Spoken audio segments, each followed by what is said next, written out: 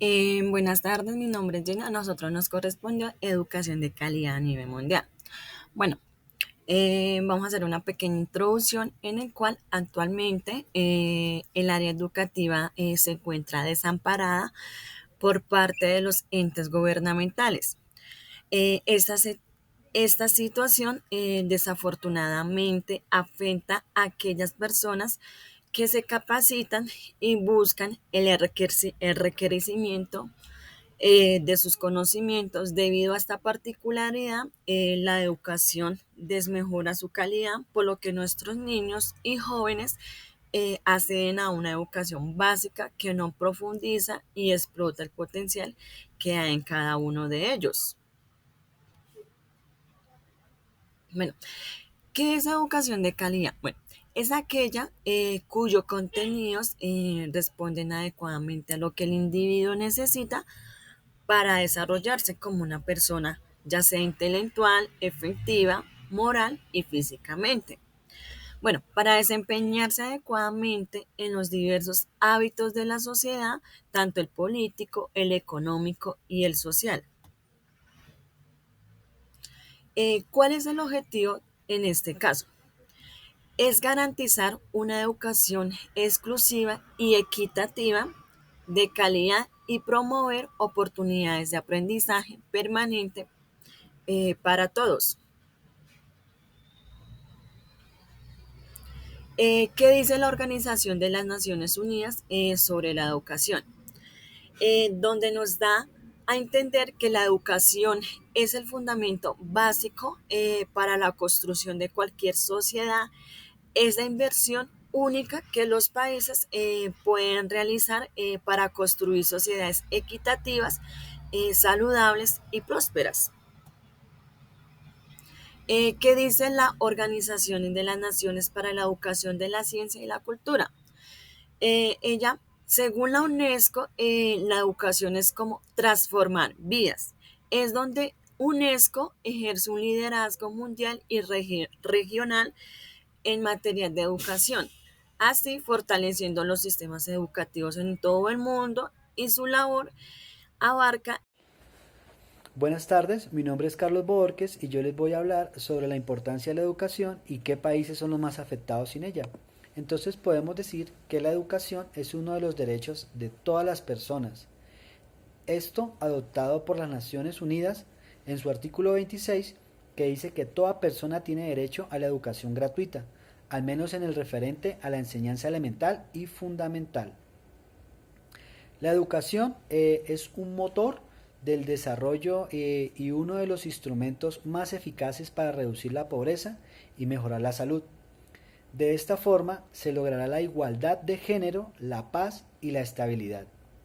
La Organización de las Naciones Unidas para la Educación, la Ciencia y la Cultura, UNESCO, describe la alfabetización como un instrumento para empoderar individuos, comunidades y sociedades, convirtiéndola en una medición apropiada para comparar el logro educativo entre los países.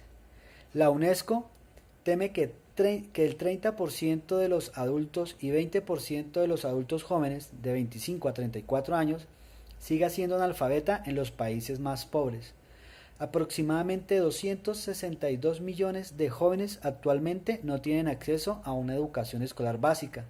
Las regiones más afectadas son aquellas que enfrentan conflictos o están agrupadas a su alrededor. Los 12 países con menos educación o acceso a ella en el mundo sería, digamos, Nigeria ocupando el número 12 con el 62% de alfabetización.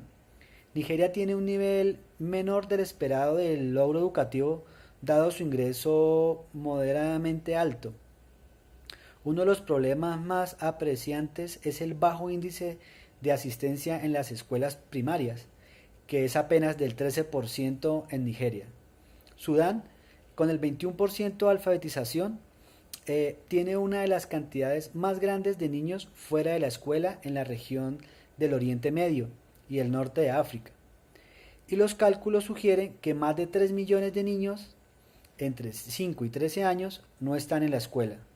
Se cree que la guerra una falta de conciencia sobre la importancia de la educación y un subdesarrollo crónico han contribuido a la mala escolaridad de niños y niñas en este país. Hola, buenas tardes compañeros, mi nombre es Jorge David Navarro y vengo a hablarles sobre cómo la educación puede cambiar al mundo. La educación nos permite comprender mejor el mundo en que vivimos y qué ocurre a nuestro alrededor, desde múltiples perspectivas y no solo desde la que nos cuentan. La educación nos interconecta y nos iguala como especie. La educación nos brinda un puente a la ciencia y a la tecnología, entre otras disciplinas.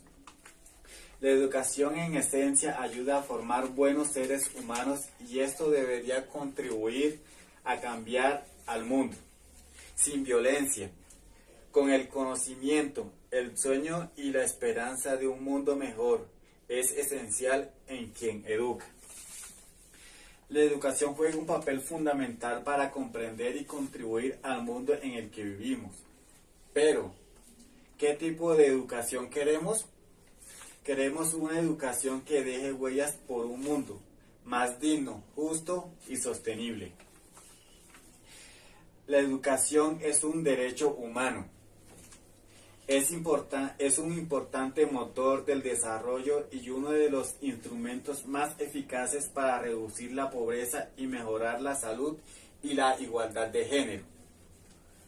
Según el Banco Mundial, el objetivo de la institución es lograr que todas las personas puedan desarrollar su pleno potencial a través del acceso a la educación con calidad y el aprendizaje permanente. Los resultados es el apoyo que se presta a los países, abarca todo el ciclo de aprendizaje y tiene por objeto ayudar a configurar sistemas educativos resilientes, equitativos e inclusivos que garanticen que todas las estudiantes puedan aprender. Según un informe de la UNESCO, a nivel mundial, menos del 10% de los países tienen leyes inclusivas para la educación. Con respecto a América Latina y el Caribe, solo una cuarta de estos países tienen leyes inclusivas. Aunque se destaca Chile y Paraguay, que son 2 de los 5 países en el mundo que tienen leyes inclusivas para la educación. Y bueno, termino con esta frase del expresidente africano Nelson Mandela que dice: la educación es el arma más poderosa que puede usar para cambiar el mundo. Muchas gracias. Buen día, mi nombre es Eduardo Revelo y yo les voy a hablar sobre cuántas clases de educación hay en el mundo. Como tal, las tres más importantes son la educación formal, que es la que se adquiría en las escuelas, colegios o institutos, y universidades, y esta además concede que el alumno o el estudiante tengan una certificación o un diploma de estudios. Tenemos la educación no formal, que es recibida en academias e instituciones con intención educativa. Sin embargo, no tienen un currículum o un diploma de estudios. Perdón. Y como tercero tenemos la educación informal, la cual se obtenía en ámbitos sociales y sin una intención educativa. Pero esta educación se va adquiriendo a lo largo de la vida. Tenemos varios tipos de educación, los cuales voy a mencionar unos 6, 7, que son los más importantes. Sin embargo, hay 18, así que son muchísimos. Primeramente tenemos educación infantil, primaria y secundaria, media superior, superior y posuniversitaria. Las anteriores tres que les conté, que son la formal, no formal, la informal, la presencial y la distancia, semipresencial. Y para finalizar tenemos la intelectual, valores, emocional, física, social y especial. Entonces, compañeros, les quiero hacer una pregunta. En sus casas se pueden preguntar algo. ¿Cuál es la problemática más grave de la educación a nivel mundial? ¿Cuáles creen ustedes? Como tal, yo les voy a mencionar 10 problemáticas que ha tenido una alianza mundial para la educación que se hizo desde hace muchísimos años, y esta alianza como tal busca arreglar esos problemas. Entonces, para una introducción, es que el gran inconveniente de la educación a lo largo de la historia ha sido su accesibilidad. Como muchos saben, desde hace muchísimos años 200, 300 años la educación solo era para las élites, o incluso muchísimo antes. La educación solo era para personas que la podían pagar, para gente rica, reyes, reinas. Entonces, si bien esto se ha cambiado mucho, no quiere decir que una buena educación se esté dando actualmente. Y aunque, por suerte para nuestros días, la educación se reconoce como un derecho universal. Sin embargo, esto como tal no se ve muchas veces en distintos colegios o institutos o incluso universidades, ¿no? Entonces les voy a hablar sobre esta alianza, la cual se llama Global Partnership for Education. Esta alianza mundial para la educación es una plataforma de financiamiento y asociación de múltiples partes interesadas que tiene como un objetivo conjunto el fortalecer los sistemas educativos para países en desarrollo o en vía de desarrollo. Y esto es aumentar drásticamente la cantidad de niños que asisten a la escuela y aprenden. Entonces, como primer objetivo, como primer problema, perdón, tenemos la carencia de financiamiento para la educación. Se sabe que si no se tiene, se sabe que si no se tiene, digamos, un capital, no podemos pagar una educación, ¿cierto? Si no tenemos un capital, no podríamos pagar la universidad, no podríamos pagar un instituto, o no podríamos siquiera hace muchos años pagar el colegio. Entonces, como tal, el GPE tiene como un objetivo de recaudar 3.5 millones, 3.5 mil millones en una nueva inversión de países donantes a este fondo, el cual, así como ya la asistencia a otro tipo de educación. Y además se solicita a países en, ¿cómo decirlo? En países de primer mundo, potencias, que tal vez puedan ayudar a financiar y así que países subdesarrollados o tercermundistas, como se les dice, puedan tener una mejor educación. Como segundo problema tenemos el no tener un maestro o tener un maestro sin capacitación. Esta alianza desde el 2011 ha ayudado a formar a más de 300.000 maestros en todo el mundo. Con una reposición satisfactoria, el GPE puede convertir el reclutamiento y la capacitación de maestros en una prioridad mundial con el objetivo de brindar una educación de calidad para todos. Como tercer problema tenemos el no tener un aula. Si no se tiene un aula, ¿qué sucede? No se tiene un ambiente para una buena educación. Entonces, desde el 2011, el GPE ha ayudado a reconstruir y rehabilitar 53.000 aulas. Como tal, se recibe dinero más que nada desde Reino Unido y también en partes de Rusia y partes de Estados Unidos y algunas pequeñas partes en China. Estas potencias ayudan muchísimo a la construcción y la rehabilitación para que así la rehabilitación de aulas o incluso centros educativos, para que así se garantice que muchos niños puedan estudiar en un aula decente. Como cuarto problema tenemos la carencia de material de aprendizaje. Se sabe que si no tenemos un diccionario, si no tenemos un libro, si no tenemos una revista, un lugar para sacar información, incluso no nos vayamos a un cuaderno, no nos vayamos a algo de papel, vayámonos a algo más tecnológico, algo más de nuestra época. Los computadores, tablets, celulares no se tienen en países subdesarrollados o países en vías de desarrollo, incluso en campos, veredas, pueblos, no se tienen celulares o no se tienen computadores, y aunque se puede ver, generalmente esto es en muy poquitos lugares. Como tal, el GPE está en vías de distribuir 55 millones de libros de texto de, para el 2018 y para el 2023 se tiene como objetivo el, como tal la distribución de 48 millones de libros de texto. Como quinto problema tenemos la exclusión de niños con discapacidades. Se sabe que el tema de niños con discapacidades debería de ser una prioridad y que para algunos años, como tal, esta digamos, fundación o alianza pueda trabajar con sus 59 países en desarrollo, que son socios para promover una educación incluyente. Entonces, esta alianza está comprometida a lograr que para el 2023 el 80% de sus países socios nomás tengan una política y una legislación explícita en cuanto a la educación para niños con discapacidades. Como sexto problema tenemos el género equivocado. Sabemos que en distintos países no se puede o la mujer no puede entrar a un centro educativo. lo que sea 2023, eso se ve. Y sorprendentemente se sigue viendo y seguramente se verá hasta, no sé, yo opino unas cuantas décadas. Porque son más que nada culturas, religiones y políticas las cuales tal vez no dejan que una mujer pueda estudiar. No dejan que la mujer estudie. Porque la mujer como tal son culturas tal machistas o que tienen que tienen como una prepotencia o ciertamente rebajan a la mujer. Entonces se ha hecho un estudio en el cual se evidencia que en más de 100 millones de mujeres jóvenes en países en vías de desarrollo, por parte de África, un poco de Europa o cosas así, se evidencia que 100 millones de mujeres en países de desarrollo no pueden ni siquiera leer una frase. Como tal, esto sí es bastante complicado porque culturalmente esto debería ser un problema y sin embargo gobiernos de ese mismo país no ayudan a mejorar esto. Entonces, el GPE ayuda a 10 millones de niñas a asistir a la escuela.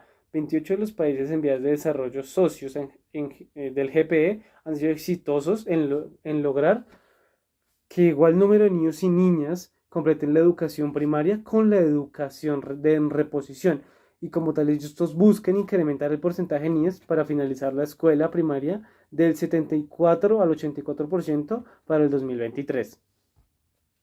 Como séptimo problema tenemos el vivir en un país en conflicto o en riesgo de conflicto. Si bien hay muchas víctimas en cualquier guerra y los sistemas educativos a menudo son destruidos, esto puede parecer obvio, pero el impacto de los conflictos no puede dejar de enfatizarse.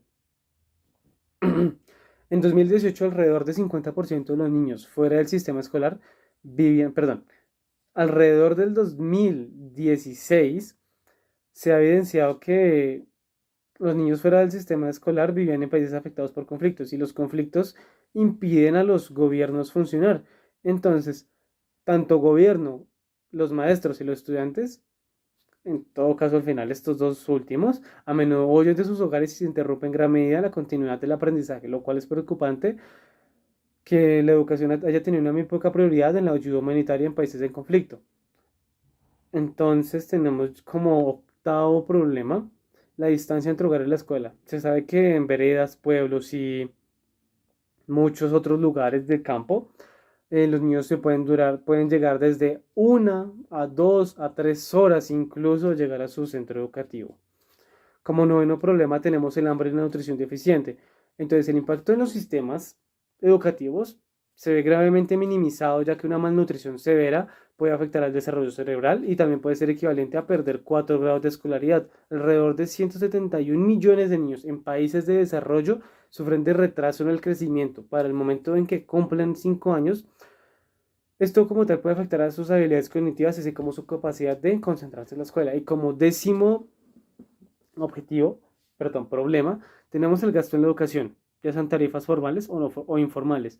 Se dice que los derechos humanos establece claramente que todo niño tiene derecho a una educación básica gratuita, de manera en la que la pobreza y la falta de dinero no debería constituir una barrera para la escolaridad en muchos países en desarrollo. Durante las últimas décadas, los gobiernos han anunciado la eliminación de las matrículas escolares y como resultado han visto un impresionante incremento en el número de niños que asisten a la escuela. Esos serían los 10 objetivos que tiene Global, la Global Partnership for Education. Muchas gracias. También les voy a hablar sobre quién evalúa la calidad educativa en el mundo. Entonces, la calidad educativa la evalúa el Programa para la Evaluación Internacional de Alumnos, mejor conocida como PISA. Esta fue creada por la Organización para la Cooperación y el Desarrollo Económico. Entonces, la prueba PISA fue creada para evaluar la formación de alumnos cuando se llegan al final de una etapa de enseñanza obligatoria, cerca de los 15 o 16 años.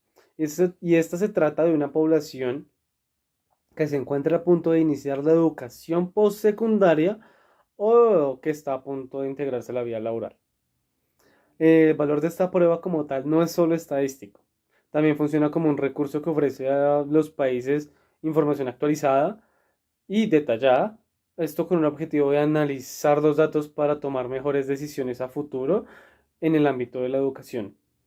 ¿Qué sigue? ¿Qué evalúa el PISA? Entonces, el PISA evalúa las habilidades, la pericia y las aptitudes de los estudiantes para analizar y resolver problemas, para manejar la información y para enfrentar situaciones que se les van a presentar en la vida, sea vida estudiantil o sea la vida adulta. Y estos requieren de tres habilidades que son muy importantes y se concentran en tres distintas áreas: competencia lectora, competencia científica y competencia matemática. Pues también les voy a hablar sobre los criterios de PISA para definir cuál es la mejor educación en el mundo. Como tal, la prueba que se realiza de una forma presencial, claro, y con exámenes que no solo requieren pues su papel y lápiz, ¿no? Sino que cada estudiante cuenta con 2 horas para responder al examen. El examen como tal contiene dos tipos de preguntas. El primer tipo, que combina preguntas como tal directas con una única respuesta válida, y estas son diseñadas mediante oraciones breves con múltiples opciones. Y la segunda es una como evaluación compleja porque esta admite respuestas parcialmente correctas. Con frecuencia estas requieren la redacción de textos e incluso también la elaboración de organigramas. También se puede decir que los alumnos reciben cuadernillos diferentes que distribuyen de forma obviamente aleatoria para que las personas no se copien, y que cada examen tiene 4 capítulos o grupos de evaluación. Y sus resultados finales es que al terminar el proceso de evaluación PISA, es- este se basa en muestras representativas que oscilan entre los 4.500 y 10.000 estudiantes por cada país. Según la OCDE, con este rango es posible analizar los fenómenos tanto positivos como negativos. Y que y también aquí se puede ver que se podría estar interfiriendo en el aprovechamiento escolar. En algunos casos hay países que solicitan muestras más grandes. Y un ejemplo sería México en 2006, y que su evaluación incluyó a más de 30.000 estudiantes. Buen día, voy a continuar con el tema de educación a nivel mundial. En esta ocasión le voy a dar un enfoque sobre los países con mejor educación o mejor nivel educativo a nivel mundial. Para esto voy a dar primero un contexto en el cual debemos tener presente los conceptos anteriormente mencionados por nuestros compañeros, los cuales son PISA y OCDE. Entonces, pues los nuevos resultados del Programa para la Evaluación Internacional de los Alumnos PISA ya fueron divulgados. Cerca de 600.000 estudiantes de 15 años de 79 países diferentes participaron en los test. Este se realiza cada 3 años por la Organización para la Cooperación y el Desarrollo Económico, OCDE. Se realiza cada 3 años para darle tiempo de que esta lista pueda cambiar geográficamente. En primer lugar, en estos países encontramos a China. China ha sido una revelación a nivel educativo en todo el mundo en los últimos años. ¿Pero a qué se debe que China haya expandido así sus horizontes académicos? Pues una de las hipótesis es que actualmente China es el país que más estudiantes internacionales envía a los Estados Unidos, y esto se debe en gran medida a que desde muy temprana edad los niños adoptan el inglés como su segunda lengua y llegan a la universidad hablando el idioma con fluidez. El segundo país en nuestra lista es Singapur. En Singapur los estudiantes y sus familias se toman muy en serio la educación.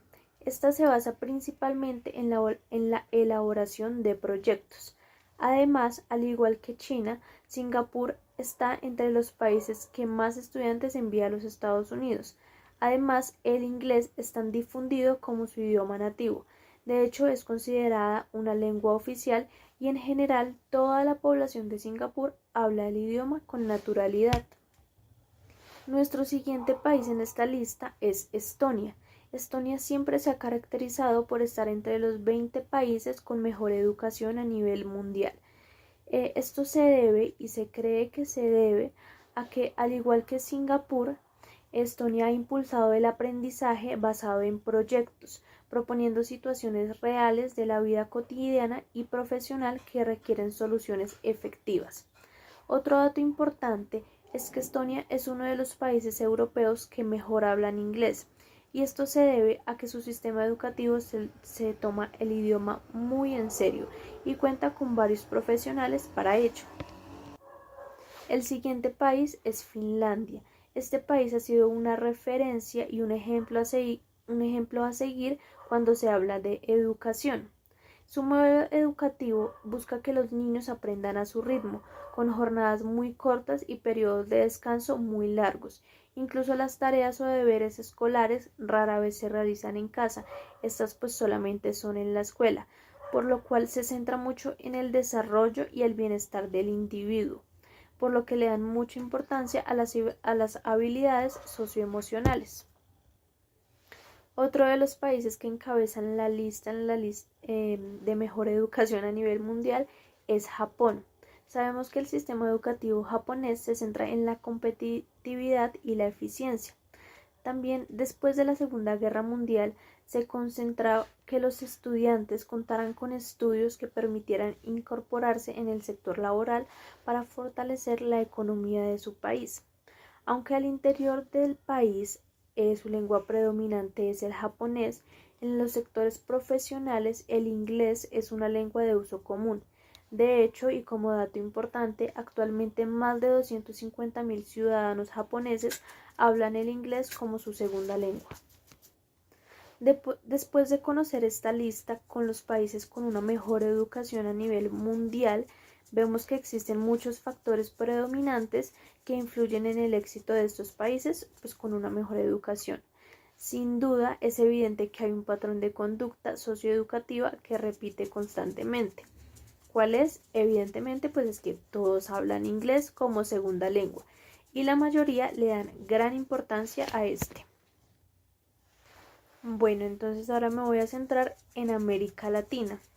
En América Latina encontramos que Chile fue el país latinoamericano con mejores resultados en lectura, ocupando el puesto 43 a nivel global, seguido de Uruguay y Costa Rica. Lo mismo ocurrió en ciencias, en las que Chile volvió a encabezar la cohorte latinoamericana con el puesto 45 a nivel global, siempre seguido de Uruguay. El tercer latinoamericano en esta asignatura, sin embargo, fue México, a nivel 57 global, con Costa Rica ocupando el puesto número 60. También encontramos como dato importante que Uruguay fue por su parte el mejor país latinoamericano en matemáticas, ocupando el puesto 58 entre todos los 79 evaluados. En esta asignatura los estudiantes obtuvieron un punto más que los chilenos y un punto atrás que los mexicanos. Como conclusión de este pequeño informe de América Latina, encontramos que una vez más todos los países latinoamericanos registraron puntos inferiores al promedio del resto de países en la OCDE.